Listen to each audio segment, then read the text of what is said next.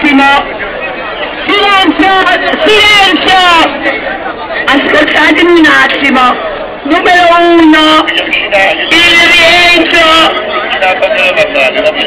il rientro di altri gruppi societari, perché sono state fatte varie scissioni della società madre dei Ulemal, ma senza procedere giuridicamente.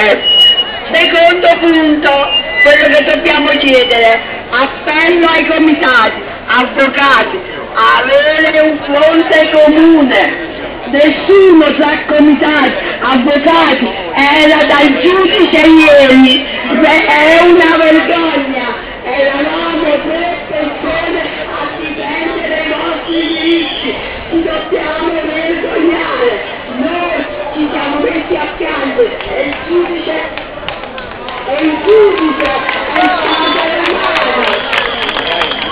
L'unico documento, noi opposizionisti, l'unico documento che è stato presentato è stata la petizione fatta da questa signora, la dovete passare le mani.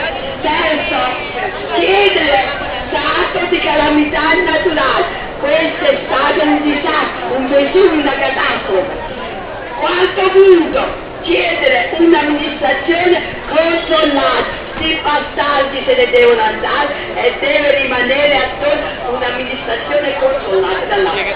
Anche se andate dagli avvocati, un avvertimento, dovete sempre passare per la Guardia di Finanza. Per cui, invece di perdere tempo dagli avvocati, andate direttamente alla Guardia di Finanza, perché sono stati denunciati attualmente 5 milioni di soldi su 680 milioni. Allora, ve lo dico perché vengo da un posto sicuro e sono sicurissima di quello che dico, non mi posso sbagliare. Allora, gentilmente, denunciate, non avete paura che la guardia vi vengono a perquisire e vi chiedono come avete fatto i soldi, perché sono i risparmi delle vostre vite, i nostri nonni, le nostre mamme si sono sacrificati, così pure noi per i nostri figli, e abbiamo rovinato i nostri figli e i nostri nipoti, per cui loro ci devono risarcire, e anche materialmente. Io e moralmente, io sono una delle tanti che voglio essere risarcito anche moralmente, perché mi stanno facendo così un infarto, non soltanto ma anche per l'ignoranza nostra, perché non capite chi mi vuole bene e chi mi vuole male.